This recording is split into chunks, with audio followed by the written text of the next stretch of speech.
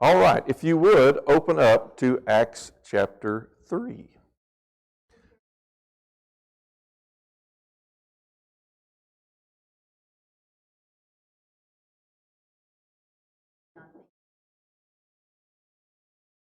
All right. Well, fantastic.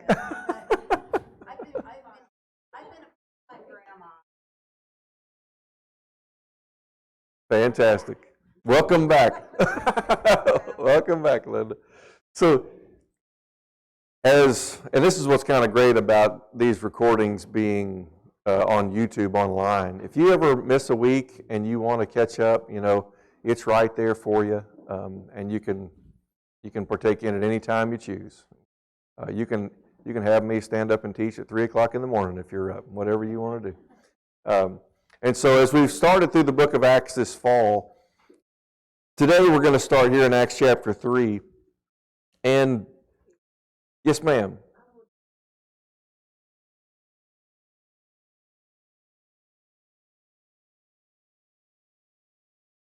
Well, Peggy just wants to tell everyone thank you for all the help, just pitching in so many different ways. And so we're just glad to have you be here with us. That's the joy. As you look at Acts chapter 3, we're going to kind of unload these next, hopefully, 16 verses today. We might get a little bit further, I don't know. But I want you to just go back just a little bit. Whenever Acts chapter 2 begins, and we're not going to spend much time on this, and if you want to, just look back at Acts chapter 2, verse 1. He says, when the day of Pentecost had come, they were all together in one place. And so here's the 12 apostles. You notice there's going to even be 120 people there before these events take place. What is Pentecost?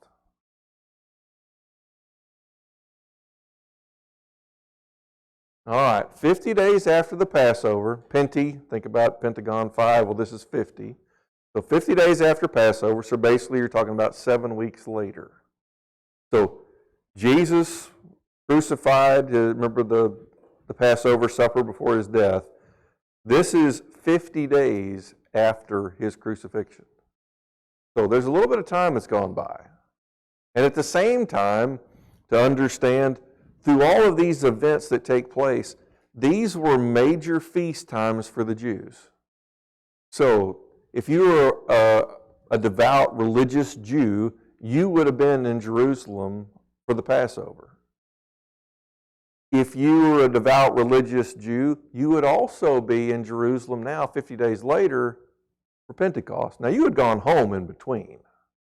But these are two major feasts of the Jews. So when chapter 2 begins, and of course Jesus after his resurrection is on earth for how long? 40 days. Whoever whispered it, good job. So here it is, 40 days, and then now, here we are just a few days after that, probably about 7 days later after Jesus' ascension.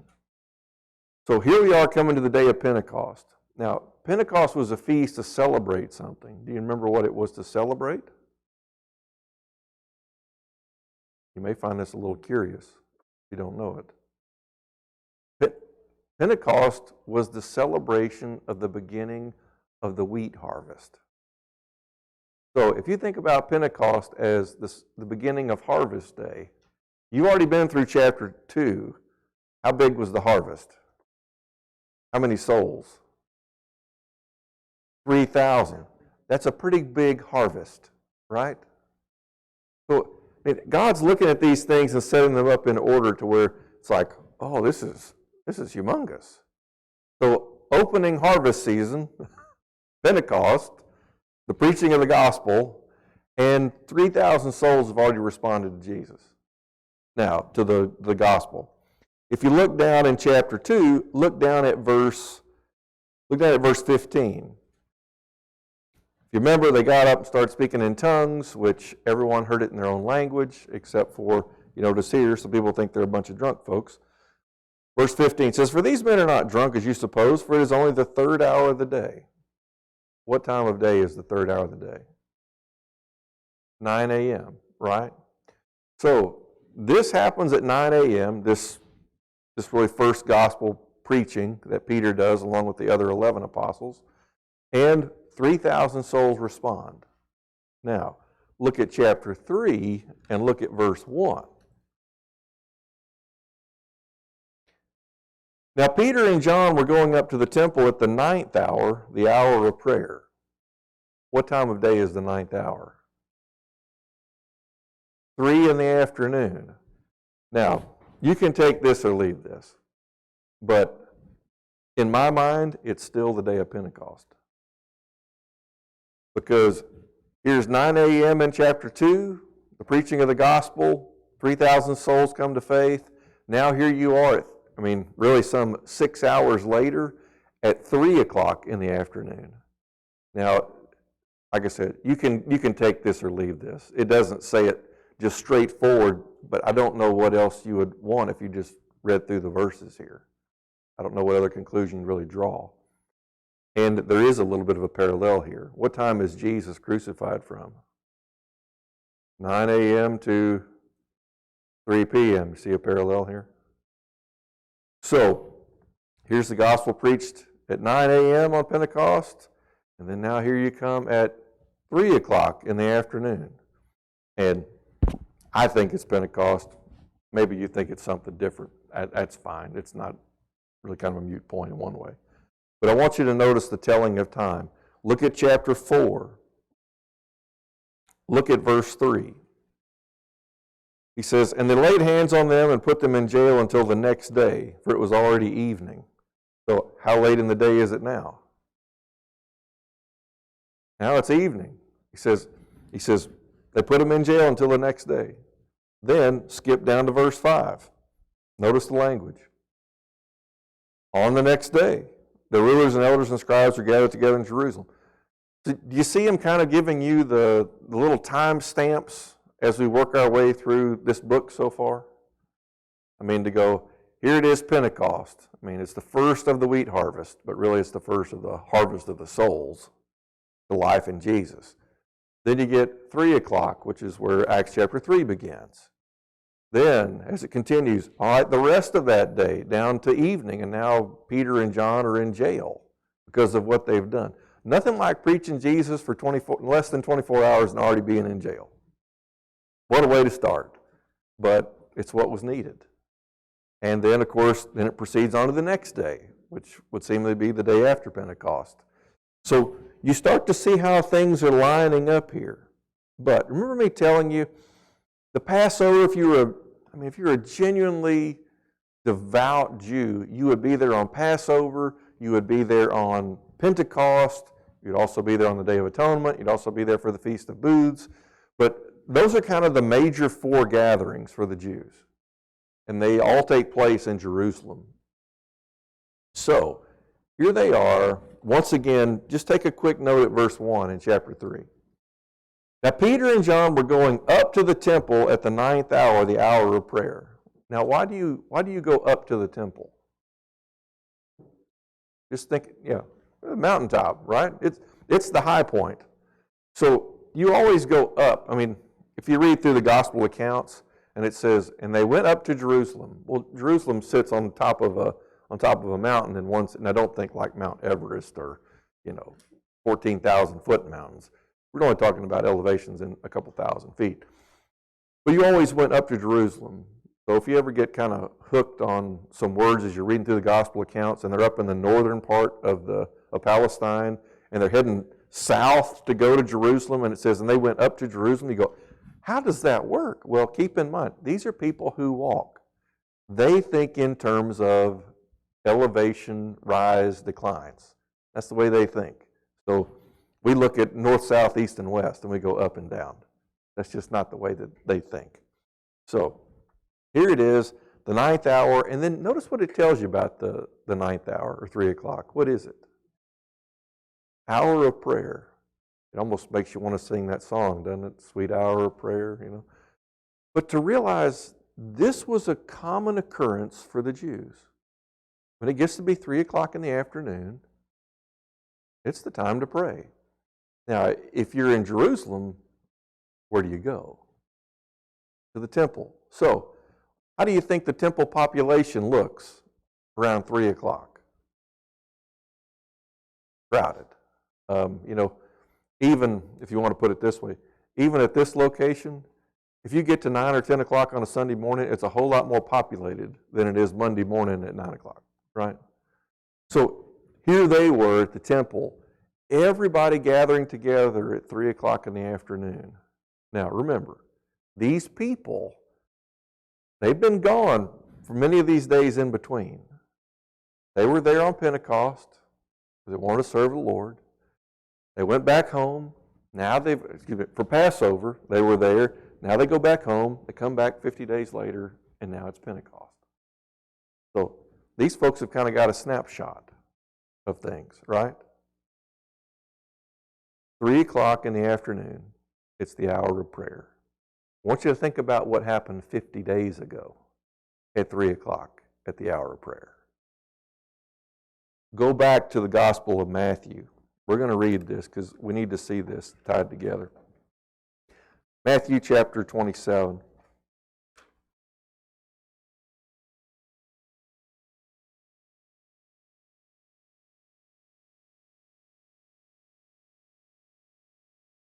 Let's get our time stamp. Matthew 27, look at verse 45. Matthew 27, 45. Now from the 6th hour, darkness fell upon the whole land until the 9th hour. So from 12 o'clock to 3 o'clock, darkness falls on the land. And it is not, don't think in terms of the sun being obscured by the moon. This is not an eclipse, because the moon is on the far side of the earth. So this is something that is completely done by God. And it's just over the land of Israel, the land of Palestine. Then, because he says, fell upon all the land. Verse 46, about the 9th hour, which, what time of day is this? 3 o'clock in the afternoon. He says, at the 9th hour, Jesus cried out with a loud voice, saying, Eli, Eli, lama sabachthani. That is, my God, why have you forsaken me? And some of those who were standing there, when they heard it, began saying, this man is calling for Elijah. Now, can you hear Eli, Eli, and just kind of hear the audible sound of Elijah, Eli? He says, okay, then verse 48. Immediately one of them ran and taking a sponge, he filled it with sour wine and put it on a reed and gave it him to drink. Verse 49. But the rest of them said, let us see whether Elijah will come to save him. Verse 50. And Jesus cried out again with a loud voice and yielded up his spirit. Now, and Jesus dies. Now, here it is. We think in terms of the sinful work of man is done. Jesus has been crucified. And God has achieved his purpose. He, the perfect one, has died for our sins. But here's what I want you to take special note of. Remember, this is 3 o'clock. This is the hour of prayer. All those religious Jews at Passover are gathered in the temple. And then notice what takes place. Verse 51. And behold, the veil of the temple was torn in two from top to bottom, and the earth shook and the rocks were split. Now, does that sound like a momentous occasion?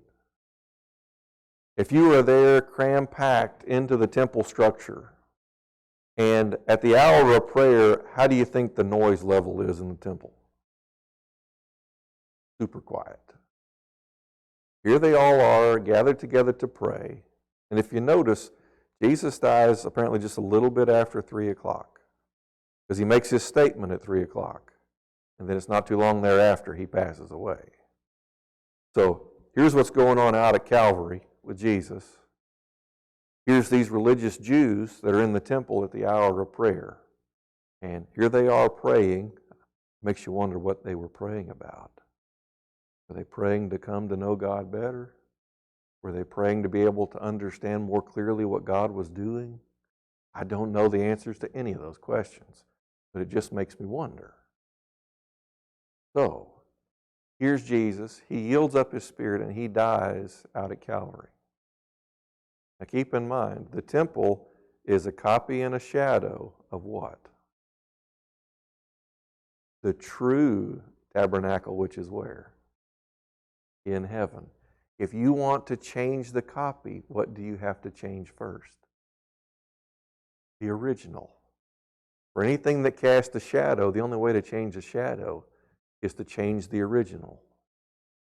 So whenever you see the veil torn in the physical temple, what do you know God did in the true tabernacle that's in heaven? He tore it. You ever thought to yourself, what is God doing in the midst of Jesus being crucified out at Calvary? God is there in His true tabernacle in heaven. And when Jesus yields up His Spirit and He dies, this veil is torn from top to bottom as God tore it. And do you notice the emphasis on top to bottom? I mean, this veil is like 30 feet tall. It has the strength or the thickness of like what we think of a thick carpet. You ever torn a thick carpet? Man, you can hear it. You can hear it halfway across the house. It's just such a big sound. And so you think here are all these people at the third hour of prayer at the temple for Passover. Big feast time. They're all praying, it's super quiet, and all of a sudden, what do they hear? They can hear the veil tear. Now, notice what else is mentioned here in verse 51. From top to bottom, only God can tear it from top to bottom. Man would tear it from bottom to top. You'd take a ladder to start at the top. He says, and the earth shook and the rocks were split. What's your word for that? Earthquake. Anybody in here been in an earthquake? Yeah, we've even had some trembles around here a few times, but not anything massive. Think about it. You think you would remember? I mean, you notice, if you've been in an earthquake, you remember it. It gets your attention. So, this is the last time these people were there for Passover. Jesus is crucified. He dies during the hour of prayer when all these religious Jews were gathered at the temple and there was an earthquake. Imagine praying to God and in the midst of your prayer having an earthquake. You think that'd get your attention? Now, here they are, and they probably go back home either before or after Jesus' resurrection. And now you come, remember, there's been all this time in between, right? Last time we were in town and we were here at the temple praying, that was a pretty big event. The veil of the temple tore, there was an earthquake. Then go back home, and now you come back for Pentecost. Has it been a pretty big day so far? Now, come back over to Acts chapter 3. Is God trying to get their attention? My goodness. So in verse 1, Peter and John were going up to the temple at the 9th hour, the hour of prayer. Verse 2. And a man who had been lame from his mother's womb was being carried along, whom they used to set down every day at the gate of the temple, which is called Beautiful, in order to beg alms of those who were entering the temple. Just setting the scene for you. What do you know about this man? Just tell me the details. What do you know about him? Birth defect, he's lame from birth. What else? He has to be carried. He's laid there at the Beautiful gate every day. Now, I'm going to go ahead and give away a detail. Look over at Acts chapter 4. Look down at verse 22. Tell me how old this man is. He's over 40, right? He's more than 40 years old. So I don't know if that means 40 in a day or 44 or 48. Whatever, he's over 40. And I can identify with that. So, and so you start to kind of look through there and go, all right, how long has this guy been laid there? I mean, ever since he was old enough to be there and put words together, I guess, to be able to beg for money.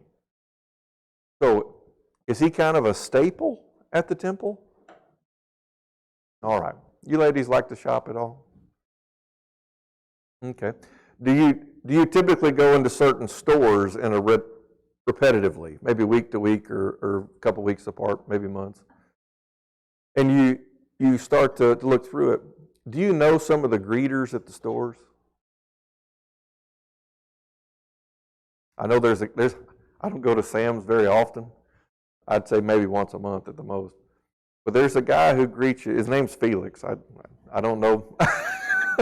He wears a name tag, so it makes it kind of easy. And I know him. I've even seen him other places, and I still know who he is. Can you imagine if every time you went to the temple and you entered in through the beautiful gate, that this man was always lying there?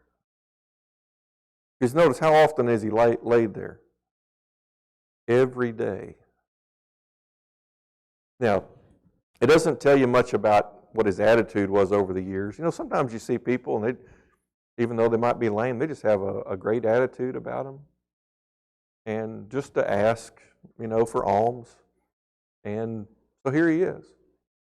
Now, when you think about somebody who's lame, I just kind of want to use your thoughts for a moment. What difficulties would come of being lame from birth? What's that? Can't make a living on your own. Depending on others. I mean, you think it could be a little bit of a lonely life?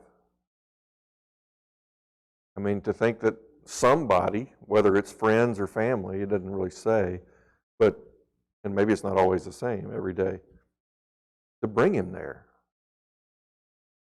Now, you think, this is what you know. Now, what are the benefits to hanging out outside the temple every day? What do you think you're going to be hearing about? You think you might hear about God every once in a while? You think you might hear people walking by talking about maybe the scriptures that they just heard read off a scroll inside? Or maybe you see people who are lepers or sinners coming and wanting to be cleansed. And you see all these people coming and going, but you just stay in one place. One place for, like I said, I don't know what age it started, but I would certainly think it's been at least 30 years. Does that sound like a long time to you? Imagine seeing the same setting for 30 years. I mean, you start to look through this picture. Now, let's take this a step further. He sits there every day.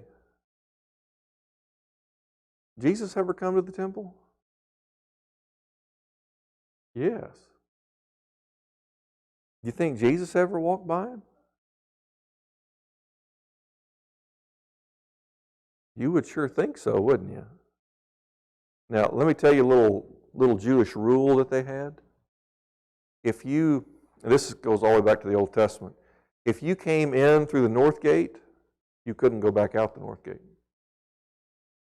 If you came in from the north, you had to go out the south. If you came in from the east, you couldn't go back out the east gate. You had to go out the west gate. And the whole point was, don't just do it because it's convenient. That was the thinking. Says, don't just take the shortest path because that means they don't have to see anybody. He says, no, you got to go all the way through. Because this relationship was with me. And if you love God, who else are you supposed to love? One another. So you see some of these things even in the thinking a long time ago. So you kind of see this picture and go, here's this man who's laid there every day. Jesus comes to the temple often. I mean, if you start to add them up, you can get to more than 10 pretty quick.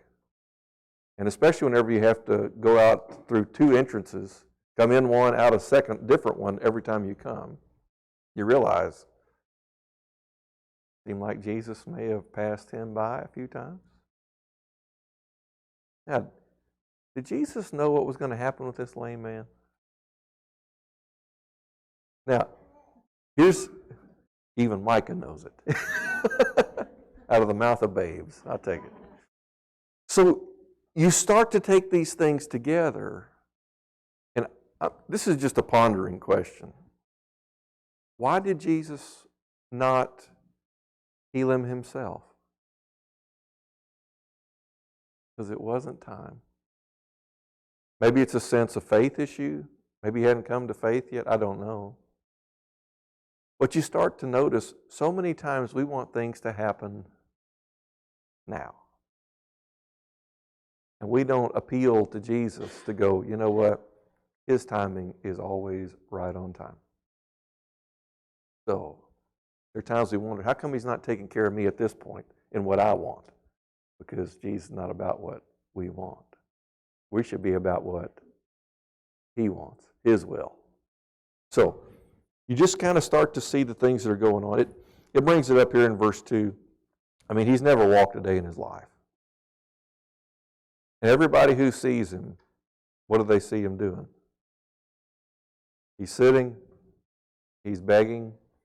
You kind of look through it, and actually the word for alms is a word for mercy, like merciful.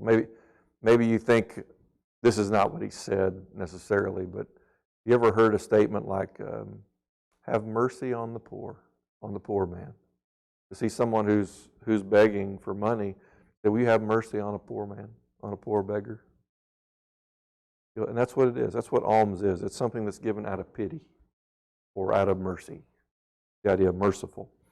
So here he is. It says, he used to sit down every day at the gate of the temple, which is called Beautiful. Now, people today even try to guess, well, which gate is this? And they go to different ones and different things.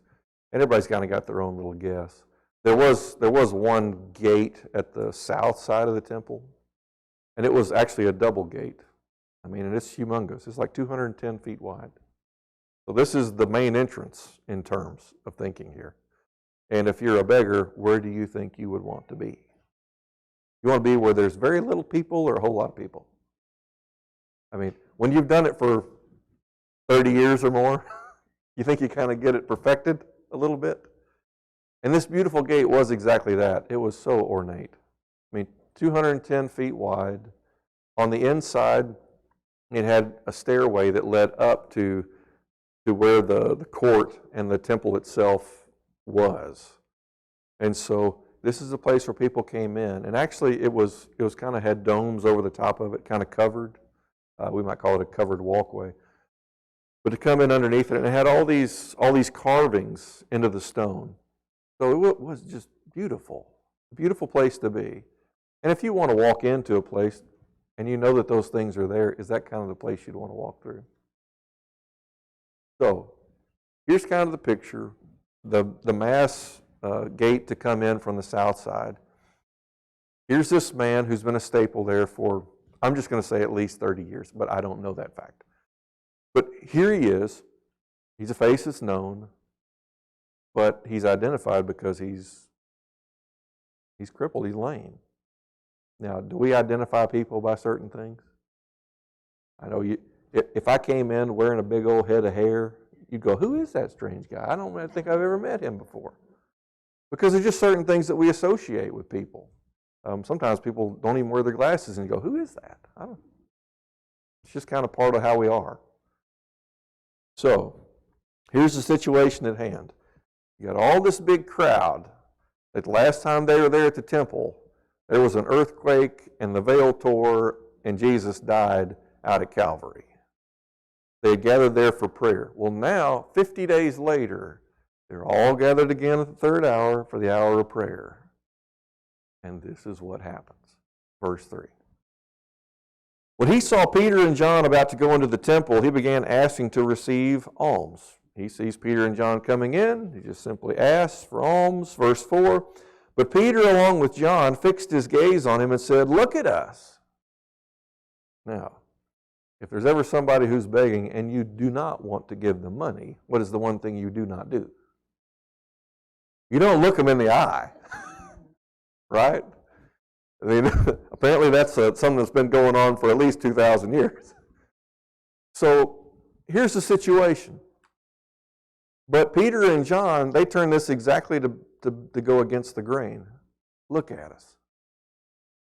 Now, he's asking for money. Peter and John are there. Look at us. And you may even have an exclamation point after it in your scripture. Verse 5. And he began to give them his attention, expecting to receive something from them. Now, what's going on in his heart? All right, I'm going to eat dinner tonight. But you start to see there's an expectation. And the same thing happens to this day. Here's the picture. He gives them his attention. He follows what they say. Listen to us? Okay. Think that's a good idea for us too? Listen to Peter and John. So, then as it continues, expect to receive something from them. Verse 6. But Peter said, I do not possess silver and gold. Think that was a little bit of a letdown? Oh.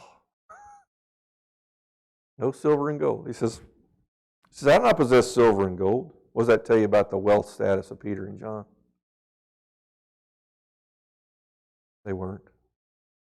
Because it wasn't about money for them. They didn't have any, and they were okay with telling people they didn't have any, even if it's a poor, lame beggar. He says, I do not possess silver and gold, but what I do have I give to you. In the name of Jesus Christ the Nazarene, walk. Now, he had never heard that before. Here he is.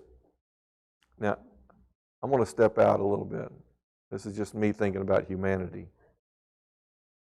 People ever make fun of those with handicaps? You think anybody had ever told him to walk before?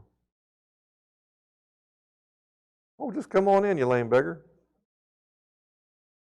Don't know that as a fact, but I know humanity. Here's the difference. He says, but what I do have, I give to you. In the name of Jesus Christ, the Nazarene.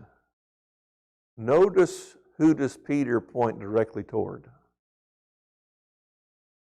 Who does Peter want to make sure they're not looking at? Him. He says, this is not about me. This is about the power of Jesus Christ, the Nazarene. And the Nazarene is what set him apart. And that really is what Nazareth means. It means dedicated. Even though Nazareth wasn't known for that, that's what Nazareth means, to be set apart, to be dedicated. Makes sense that that's where Jesus grew up, isn't it? So, he says, in the name of Jesus Christ, the Nazarene, walk. And then verse 7. Notice how Peter interacts. And seizing him by the right hand, he raised him up, and immediately his feet and his ankles were strengthened. Notice, Peter doesn't just say it. He actually reaches down, grabs his hand, and it's interesting to use the word seizes him. What does that mean to you? I mean, he grabs him, and he pulls him up. And what does the Lord give him? Strength in his ankles and his feet, right? So, he says, and immediately his feet and his ankles were strengthened. He raises him up, and now here's this man. Now, he hadn't walked in all of his days. I don't know if you've ever been around somebody who could walk just fine, had an accident or a situation, and then they had to learn how to walk again. How long did it take? Months, right? To regain strength and muscles and bones, and to have that rigidity, to be able to keep your balance. Think about whenever little babies are trying to learn to walk. How much does it take for them to find balance? I've never seen a baby do it without falling down, right? It takes a long time to gain those things. Notice what this guy is going to do. It says, immediately his feet and his ankles were strengthened, verse 8, with a leap. With a leap, he stood upright and began to walk. Now just see the awesome power of God. It's not like, okay, well, now you have to do some physical therapy, and we'll get to this later. I mean, heals him. He hasn't walked a day in his life. This is not like, okay, now how does this work again? Never. And he leaps up, upright. He says, began to walk, and then notice the rest of verse 8. And he entered the temple with them, walking and leaping and praising God. I think all three of those are awesome. I mean, he's walking. And here's the part I want us to think about for a minute. in terms of our own gratitude? Have we ever prayed to God just to thank Him that we can walk? Is that a typical thought that comes through our mind? Yet, look at him. He's walking and leaping. Now, we may not leap too much anymore, but to go leaping and walking and praising God. You think he's in a perfect place to praise God? Yeah. Now, here he is, walking, leaping, praising. And by the way, just to kind of give you another thought here, if this does take place at the beautiful gate, the double gate that's at the south, guess what's right in front of him? Stairs. Well, guess what? Whenever you do physical therapy, guess what they work on? Stairs. So you start to see, and yet what's his idea about these stairs? What's he doing? He's walking and leaping. You ever seen people really get to it and they go, well, I go just every stair. Let's just do it. They start skipping steps, right? I mean, here he is. Do you see how great this is? How amazing? Now, here's what's going on, verse 9. And all the people saw him walking and praising God. Anybody notice? Everybody noticed. Now, for the skeptic, he been playing this whole time? He been playing with us for 30 years? Whatever the year is. I keep on saying 30. Now, it doesn't make it sound like anybody thought that way, because look at verse 10. And they were taking note of him as being the one who used to sit at the beautiful gate of the temple to beg alms. They said, isn't that the guy that sits at the gate and begs for alms every day? That his friends or family bring him and set him there every morning? Isn't that the same guy? But what's wrong? How come they can't really identify him too well? Isn't that the lame guy that used to sit out there? See, it catches attention, doesn't it? Isn't it amazing how Jesus does things? He doesn't say, well, let me just take somebody who everybody knows and is highly esteemed. He says, let's take someone who most don't even think has value. And let's show you what true value is. Now, I want you to notice these words that he uses. And here's at the end of verse 10. He says, and they were filled with wonder and amazement at what had happened to him. What's going on the inside of these people? What in the world? And it says they're filled with. What does it mean for something to be filled? I mean, whenever you take a glass and it's truly filled, if you add another drop to it, what has to happen?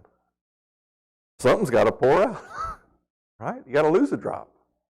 So, as these things all come together, listen to what these words are. I'm going to tell you a little bit more about these two words, wonder and amazement at what had happened to him. And keep in mind, they're filled to the full with these ideas. Wonder, it literally means to render immovable. Sometimes we would probably use the English word shocked. Like, you just can't. Did this really happen? In terms of astonishment, like because of this sudden, unusual phenomenon. I mean, this wasn't one of those things that says, oh, that's kind of neat, and they keep walking up the stairs. Like, they watched him, and they stood still, and they watched him just walk and leap up the stairs, praising God. And then here comes the next word. It says, filled with wonder. Here's the word for, the next one is amazement. I'll tell you the Greek word. See if you can hear the English word in it. Here's the Greek word. Ecstasis. Ecstasy. That's where we get our English word ecstasy. In other words, am I really seeing what I'm seeing? Or is this a fantasy? Now, this is the response of the people. And so often we get these kind of words as it comes through the narrative stories. but we don't pay attention to them because we just kind of put them in our own thinking. But I want you to keep in mind what's going on here. This lame beggar is now walking, leaping, and praising God as he goes up these stairs, if it was at that gate. And the people are just shocked, and they're wondering, did this really happen? Is this really what happened? I mean, we've known this man. We've known him for decades. And now look at what he's doing. Look at how these words progress. Verse 11. While he was clinging to Peter and John, I mean, you think he's excited? Think he was glad they didn't have any silver or gold? He says, while he was clinging to Peter and John, all the people ran together to them at the so-called portico of Solomon, full of amazement. Now, here's the picture. Once you get to the top of the stairs, it kind of opens up to this level place. It's mostly limestone. But you come there, and you're not really in the temple structure in terms of like you're not in the Holy of Holies or the holy place. You're not quite to that spot yet, but it sits there. You can see it.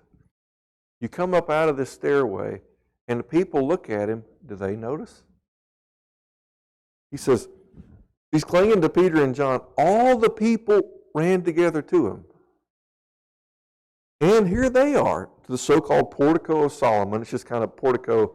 We hear portico, we think of this little thing out front, kind of overhang. Well, all around the temple, once you got up to this place, there's kind of these overhangs that go around all the sides. It's kind of nice when it started to rain. So you had a place to go. You can still be at the temple. You can stay dry.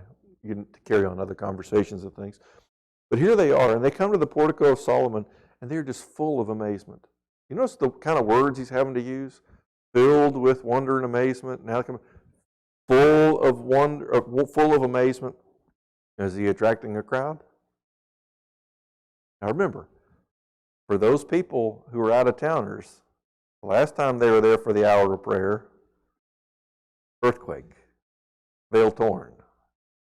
Here they are 50 days later at the same temple, hour of prayer. And all of a sudden, here's this man. Even if you were a visitor and you came into, well, this guy, you would recognize his face. But this is the first time you've ever seen him walk. Everybody runs to them. That's the language it uses, ran together. Verse 12. But when Peter saw this, he replied to the people, Men of Israel, why are you amazed at this? Or why do you gaze at us as if by our own power or piety we had made him walk? What's the one thing Peter wants to clear up? It's not me. Boy, do you notice something about Peter now? You see this guy has changed quite a bit in the last 50 days? You know, John and his brother and their mother had a, can we sit at your right hand and your left in the kingdom? A lot different feel now, isn't it? Now humility has come in. And now the pointing toward Jesus is completely focused on Jesus and not self. We need a good dose of that ourselves. He says, why are you amazed at this? Don't you love that question? I mean, there's somebody you had known and they're in their 40s and never walked a day in their life, and they came walking into the room and you're there just shocked, like, is this really happening? You go, why are you amazed by this? It's amazing.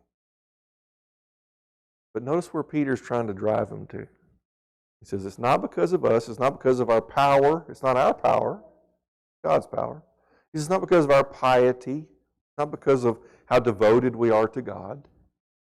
He says, we're not the ones who made him walk. Verse 13. The God of Abraham, Isaac, and Jacob, the God of our fathers, has glorified his servant Jesus, the one whom you delivered and disowned in the presence of Pilate when he had decided to release him. Who are we going back to? Keep in mind, these are religious Jews. You think they're aware of Abraham, Isaac, and Jacob? Yeah, they've been hearing about Abraham, Isaac, and Jacob since they could understand language. Here they are. He says, let me tell you something that is amazing. But it's amazing for a different reason. And by the way, the word amazing can be used in both a positive inflection and a negative inflection. He says, don't be amazed at this. Let me tell you something you should be amazed by. It's yourself, and not for what's good. Because notice what he points out. The God of Abraham, Isaac, and Jacob, the God of our fathers, has glorified his servant Jesus. When he talks about Jesus being glorified, what's he really talking about? What aspect of Jesus' life?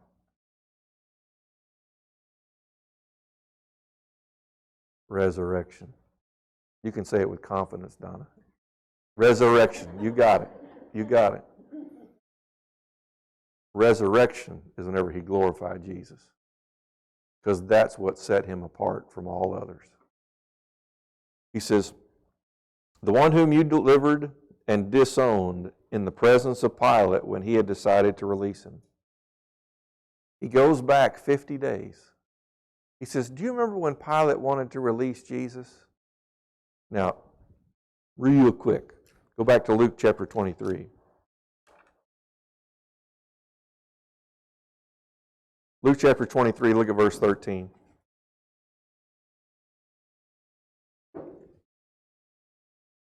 Jesus has just come back from Herod. If you remember, Pilate sent him to Herod because he's like, I'll let Herod deal with this and I'll be off the hook. He won't even speak a word. Jesus won't speak a word to Herod. Herod sends him back to Pilate. Verse 13. Pilate summoned the chief priests and the rulers and the people and said to them, you brought this man to me as one who incites the people to rebellion. And behold, having examined him before you, I find no guilt in this man regarding the charges which you made against him. No, nor his Herod, for he sent him back to us, and behold, nothing deserving of death has been done by him. What is Pilate's ruling here at this point? Not guilty. He is innocent. Then, he continues, verse 16. Therefore, I will punish him and release him. Oh, it's interesting, he's still going to punish him. But he punishes him and releases him. Verse 17. Now he was obligated to release to them at the feast one prisoner. Verse 18. But they cried out all together. Notice, here's this crowd of Jews. He says, they all cried out together saying, away with this man and release for us Barabbas. Because he was one who had been thrown to prison for an insurrection, trying to overthrow the government, made in the city and for murder. Pilate wanting to release Jesus. Notice, what does Pilate want to do?